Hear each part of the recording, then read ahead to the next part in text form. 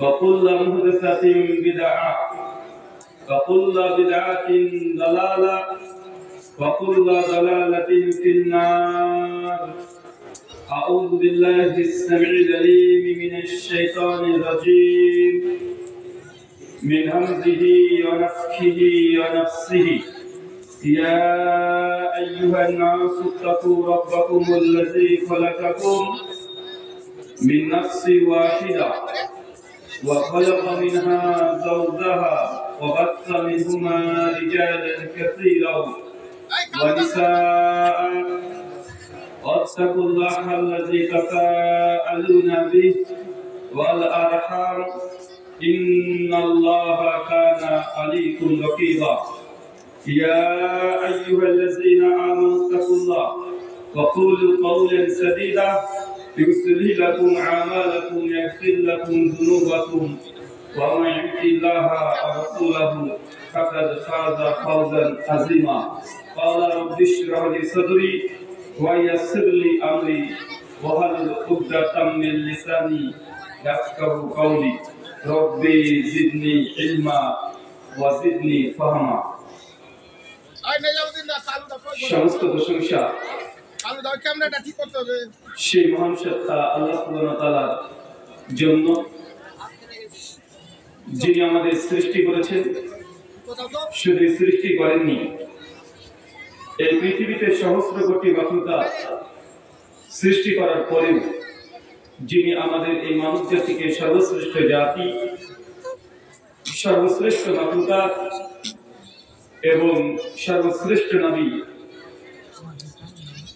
মুহাম্মদ আরবি সাল্লাল্লাহু আলাইহি ওয়াসাল্লামের উম্মত হিসেবে প্রেরণ করেছেন, সেই মহান সত্তা আল্লাহ সুবহানাহু ওয়া তাআলার সংক্ষিপ্ত সূত্রে সুজুদ আদায় করি তার নিজের সে কোনো ভাষা দিয়ে সকলে এক বাক্যে পড়ি আলহামদুলিল্লাহ। ইসলামপুর কি জায়গা এটা? আপনি শুনে আজ ষষ্ঠ বার্ষিকী ইসলামী আলোচনা সভা, তারিখ 3রা জানুয়ারি 2025 জুমাবার। আজকের এই আলোচনা সভাটিকে সফল করার জন্য যারা সার্বিক দিক থেকে সাহায্য এবং সহযোগিতা করেছেন তাদের প্রত্যেকের নাম স্বতন্ত্রভাবে নিয়ে শুকরিয়া আদায় করা সম্ভব নয়।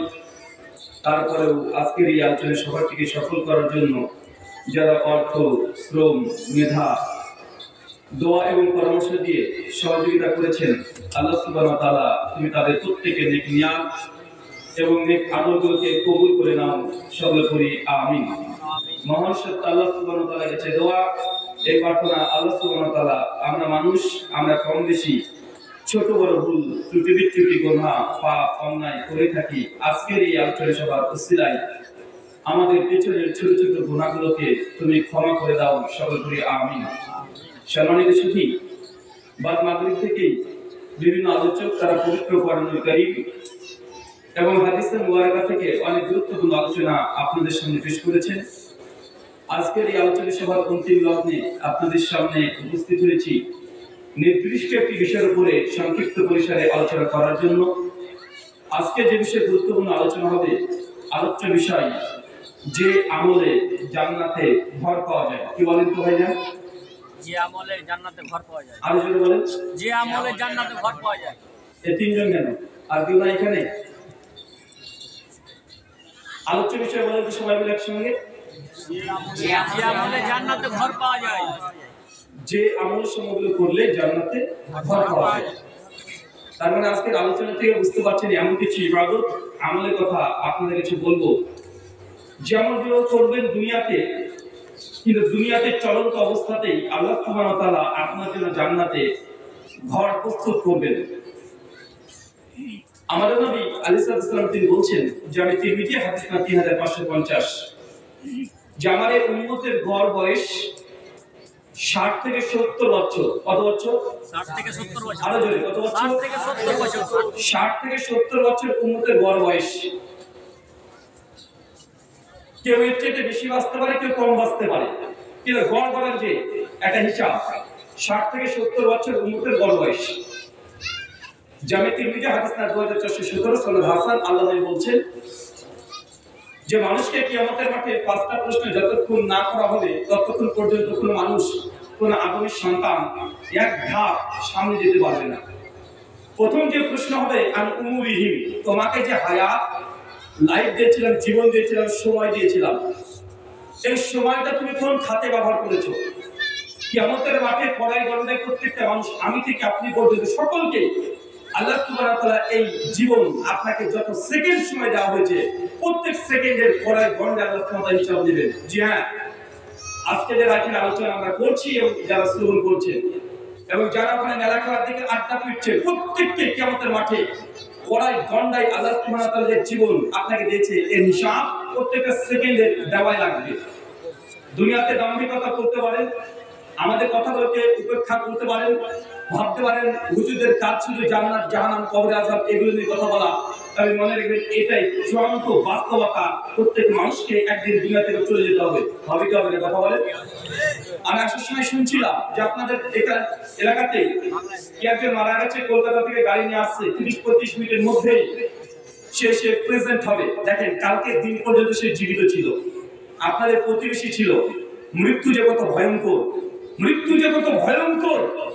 আপনার কলেজের টুকরা সন্তান যদি মারাও যায়, তারপর আপনাকে যদি বলা হয় যে একটা রাত্রি আপনার বাড়ির বারান্দাতে, যে বারান্দাতে আপনার ছেলেটা ঘোরাঘুরি করতো, আপনি নিয়ে বসে থাকতেন, এখন মারা গিয়েছে, এই সন্তানকে নিয়ে এক রাত আপনাকে শুধুমাত্র পাহারা দিতে হবে। দেখবেন সন্তানের চেহারা রাত্রিতে যদি মৃত্যুবরণ করে কত ভয়ঙ্কর হতে পারে। বাপ মা সন্তানের চেহারা থেকে ভয় ভীত সন্ত্রস্ত হয়ে যায়। বিশ্বাস না করলে আজকে যাবেন যে মৃত লাশটা আসছে, আজকে শুধু আজকে সারা রাত পাহারা দেবেন, একাকি দেবেন, যার সঙ্গে ওঠা বসা করেছেন, চলাফেরা করেছেন। মানুষ মারা গেলে সে লাশটা দেখে মানুষ ভয় পায়। আর কি বাইরে কথা বলেন, মানুষ ভয় পায়। এটা হচ্ছে জীবনের চূড়ান্ত বাস্তবতা। আপনি দুনিয়াটাকে যত সহজ মনে করছেন অতটা সহজ নয়। আর আল্লাহ সুবহানাহু ওয়া তাআলা দুনিয়াকে আপনার তিনি খেল তামাশার জন্য সৃষ্টি করেন নাই। আল্লাহ সুবহানাহু ওয়া তাআলা সৃষ্টি জগৎ রচনা করেছেন কেবলমাত্র শুধুমাত্র তার ইবাদতের জন্য। ওয়া মা খালাকতু জিন্না ওয়া ইনসা ইল্লা লিয়াবুদুন। অবশ্যই মানুষের জিনকে আমি আল্লাহ সৃষ্টি করেছি শুধুমাত্র কেবলমাত্র আমার ইবাদত করবে এই জন্য। ভাই কেন বলেন তো? ইবাদত করার জন্য, ইবাদতের জন্য। আল্লাহ দেখতে চায় যে আপনি ইবাদত করবেন। আপনি হয়তোবা রূহের জগতে সে কথা সব কিছু ভুলে গেছেন। যেমন শিশু অবস্থায় আপনি মায়ের পেটে ছিলেন, পেট থেকে দুনিয়াতে বেরিয়ে এসেছেন, ছোট অবস্থায় মায়ের সঙ্গে কত খারাপ আচরণ করেছেন, ভালো আচরণ করেছেন, কত প্রস্রাব করে দিয়েছেন, কত কি করেছেন। আপনি এখন ম্যাচুরিটিতে চলে এসেছেন, প্রাপ্তবয়স্ক, আপনার কোনো কিছুই মনে নেই। ঠিক একটা সময় এমন ছিল রূহের জগতে আপনি আল্লাহকে সাক্ষী দিয়ে বলেছেন, আল্লাহ দুনিয়াতে আমি যাব, আর আমার তুমি পাঠানোর ব্যবস্থা করো, আমি তোমার ইবাদত করবো। আপনি নিজেই সাক্ষ্য দিয়ে এসেছেন, আজকে ভুলে গেছেন। ভুলে গেছেন না ভাইজান? আমি আপনাকে বোঝাতে পারবো না জীবনের বাস্তবতা কত ভয়ঙ্কর, কত কঠিন। প্রত্যেক মানুষকে একদিন না একদিন চলে যেতেই হবে, এর মধ্যে বিন্দু পরিমাণে কোনো সন্দেহ নেই। সায়েন্সের জনক বলা অ্যালবার্ট আইনস্টাইনকে গোটা বিশ্ব জগতের টাকা লাগিয়ে দিয়েছে তার গবেষণাতে। তার গবেষণার বিষয় ছিল টাইম, সময়। সময় কি? সময়টা কি আজ পর্যন্ত উদ্ঘাটন করতে পারেনি। একটু আগে আপনি দেখলেন যে আমার পূর্বের সাথে আলোচনা করছিলেন, উনি আলোচনা করছিলেন, আমি এখানে হেঁটে হেঁটে আসলাম, সকল আপনারা দেখলেন। এই যে চলে গেল পেছনের সময়, পশ্চিম কালে কখনোই এই সময়টাকে আবার ফিরিয়ে আনতে পারবেন? কথা বলে পারবেন না। সময় মানে আমরা সময়ের সঙ্গে চলছি। কি সঙ্গে? সময়ের সঙ্গে চলছি। মানে আমি যত সেকেন্ড যাচ্ছি আমি মৃত্যুর দিকে ধাবিত হচ্ছি। যত আমি হাঁটছি আস্তে আস্তে আস্তে আমার বয়সটা কমছে। অনেক মানুষ জন্ম দিবস পালন করে না ভাইজান? পৃথিবীর কোনো মানুষ বলতে পারবে তার কবে জন্ম? বলতে পারবেন? আপনি বলছেন 12 ফেব্রুয়ারি বা 3রা ডিসেম্বর আজকে তার জন্ম তারিখ। জি না, এটা তো দুনিয়াতে ভূমিষ্ঠ হয়েছেন এই তারিখ। এটা মাতৃ গর্ভে কবে যে আপনি বেবি কনসেপ্ট করেছে বাপও জানে না, মাও জানে না। জানে কথা বলে? আরে জন্ম তো সেদিন হয়ে গেছে যেদিন বেবি কনসেপ্ট করেছে। স্বামী স্ত্রীর শুক্রাণু ডিম্বাণু যখন একত্রিত হয়েছে 40 ডেজ 40 দিনে আল্লাহ সুবহানাহু ওয়া তাআলার পক্ষ থেকে রূহ দেওয়া হয়েছে, তার জীবন আপনার জীবন দেওয়া হয়েছে, ওই দিন আপনার জন্মদিন। কিন্তু আপনি দুনিয়ার ভূমিষ্ঠ যে দিন, ওই দিনটাকে আপনি বলছেন জন্মদিন। পালন করছি কি করছি না কথা বলেন? মানে দুনিয়ার যে বাস্তবতা আপনি কোনো কিছু কোনো ধারণ করতে পারছেন না।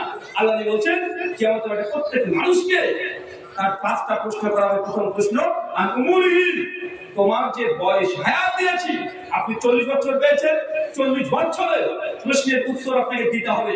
আমি এই জন্য বলেছি 40টা দিন নয়। আজকে 2025-এর মাত্র 3 নম্বর তারিখ হলো, তাই না? 3রা জানুয়ারি। আপনাকে যদি বলা হয় যেখানে যতজন মানুষ আছেন, এই 3 দিন আপনি কি কাজ করেছেন, কোথায় গিয়েছেন, কার সঙ্গে মেসেজ করেছেন, কি করেছেন, গোটা জীবন নয়, না তো 3টে দিনের